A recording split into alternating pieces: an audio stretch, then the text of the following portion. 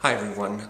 For my newest installment of the Joss Whedon series that I'm doing leading up to the debut of The Avengers, which Joss Whedon screenwrote and directed, I'd like to talk a little bit about Angel. The previous was Buffy, of course, Buffy the series. I actually neglected to mention a few of my favorite episodes. The Body, well, obviously The Body. There's also a two-part episode that began Season 6 called Bargaining. I'm a big fan of that one. And in Season 7 there's an episode called Conversations with Dead People, which I thought was quite excellent. There's lots of really good episodes, but those kind of stand out to me. Buffy had a couple of people who she associated with during the first 3 seasons of the show. Angel was a vampire who was, a couple hundred years old, and he had his soul restored at some point by a gypsy curse, and so that made him, that basically gave him his conscience back, so he didn't feel good about killing people anymore. So he became an ally to Buffy, help her fight the demons, bad guys, whatever it was, and of course they fell in love eventually. But unfortunately, he has this little problem whereby he is not able to experience true happiness, or else the curse will be reversed, his soul will vanish, and he will go back to being a killer, which he did in Season 2. So that was a big problem that she had to deal with. And Angel occasionally will revert back to this evil persona in the spin-off series, Angel, which started after Season 3 of Buffy. He left after Season 3, and basically the character moved to part of Los Angeles, in the city there, where Buffy was originally from. And sort of set up his own sort of little detective agency in which he would help people who had problems with supernatural, what he calls, or evil creatures, or people just trying to harm them in some way. And along for the ride came Cordelia. Cordelia, of course, was the queen bee, popular girl at Buffy's school in Sunnydale. And after Season 3, after high school graduation in Buffy, she also ran into Angel and became part of that show. So the two characters migrated from the one show to the other.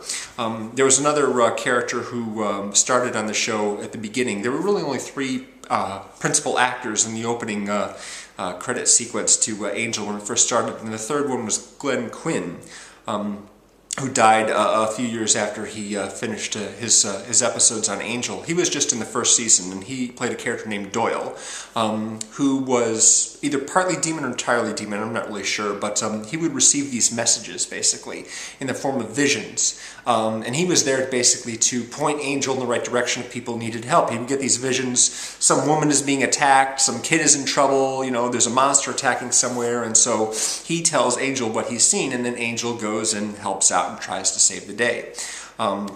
So the 3 of them make up a sort of a little detective agency. They call it a detective agency, but they don't just explicitly say out loud, "Hey, we fight demons." That wouldn't be very wise. Of course, Angel's a vampire, so he spends all his time in the dark, or he only goes out at night and what have you. And he still pines for Buffy. They really can't be together, but he's still pining for her. One of their major adversaries as the series began and as it continued on through the subsequent seasons were the attorneys and lackeys of a law firm called Wolfram and Hart. And it's funny because each of these 2 groups of people are actually receiving their marching orders from some otherworldly entity. In the case of Angel and Doyle and Cordelia, they get their visions from a group of individuals or entities called the powers that be. Meanwhile, at Wolfram and Hart, the lawyers there, who are human for the most part, get their marching orders from a group of entities known as the senior partners. And the senior partners and the powers that be are never actually seen on camera. But they are, very, very powerful, and you don't want to mess with them, especially the senior partners. They're like they're like demonic kings or emperors or something like that, and they're the ones that are giving the attorneys and all the people that run Wolfram and Hart the power that they have, and they are, very, very powerful. There's some sort of inter-office machinations involving the different lawyers and what have you, backstabbing each other and what have you, but for the most part, they're trying to, get their evil schemes going and make money and continue to promote the dominance of evil in Los Angeles, and Angel and company try and stop them. And this goes on until season 4, at which point they sort of save the world, but at the same time don't. It's a sort of complicated scenario in which the entire world is held in the spell of a demon that actually makes everyone get along. And when they defeat the demon, they break that spell and everyone starts fighting each other. So the senior partners at Wolfram and Hart say to Angel, congratulations, you guys. Thank you so much for ridding us of this horrible thing that was making everything nice and good around here. We're going to give you a reward. We're going to let you run Wolfram and Hart. And they're like, what? This is an evil law firm. You want us to run it? I'm like, well, you could still do what you do, help the helpless, etc. You'll just have our resources, It could be a good thing. So in season 5, the final season, they somewhat warily decide, okay, well, we're going to run Wolfram and Hart, and we're going to use all their resources and labs and what have you to fight bad guys. Of course, it's possible that, we're actually working for the bad guys. In fact, we're quite certain of it. But hey, maybe we can do some good. It's a very confusing time here.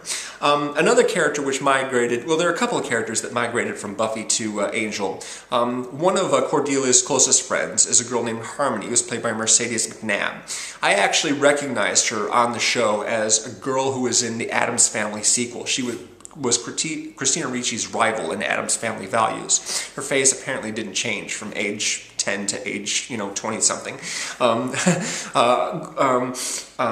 What was her name again? It wasn't Glory. It was, Glory's a demon. Harmony, right, sorry.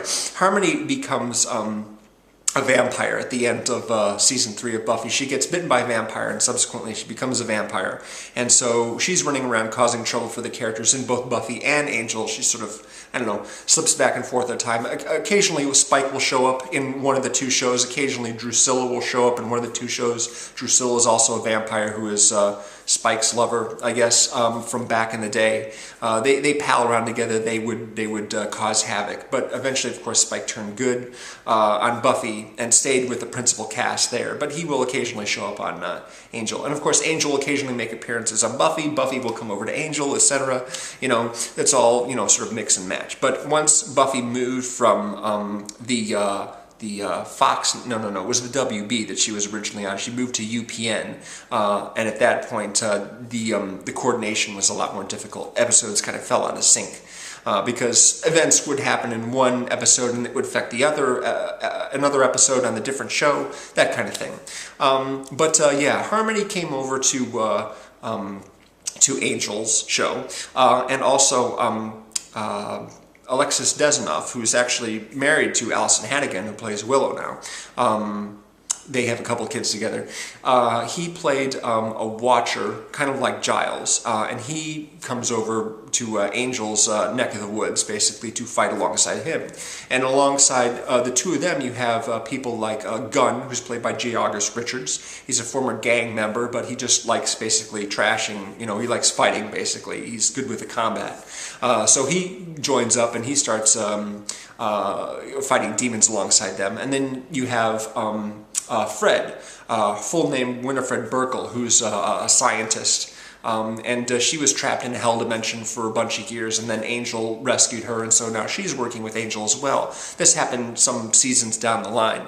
I have to say I'm not really familiar with the intricacies of all the story arcs on the show because I didn't watch it that much at first. I kind of got into it in its 4th season, but then Fox, was it Fox? No, maybe it's the WB. I can't remember which network it started on. I think it was the WB. Man, it moved it around a whole bunch of times during that 4th year, and so I would tune into the time when Angel was supposed to be on. It was like, oh, it's not on tonight. I guess it will be on next week. But it just kept not being on until I finally realized, hey, it's been airing on a different night, so I missed a whole bunch of episodes. I eventually got caught up with all the episodes that aired from the beginning of the series. But I wasn't really as involved with it as I was with Buffy because I just was having a harder time keeping up with the storylines just because I missed so many episodes. Season 5 I watched from beginning to end all the way through as it aired. But Season 4 was somewhat problematic. And the story arcs actually were, you know, there are individual episodes devoted to particular threats, but as the series went on, some of these particular people they were getting involved with would have these grand arcs, you know, that would extend over, you know, dozens of episodes, it seemed like. There was a character who was a demon that was trying to thwart this prophecy that would be defeated by Angel's son. Of course, Angel can't have a son because he's a vampire. But eventually, he and another vampire named Darla, who was also on Buffy for a while, had a human child that had supernatural strength, and this is the child. And so this demon is running around throughout the course of several seasons trying to manipulate events to the point where it won't be defeated by the son. It turned out that his son grew up very fast in an alternate hell dimension. His name was Connor. He's played by Vincent Kartheiser, who's now on Mad Men, of course.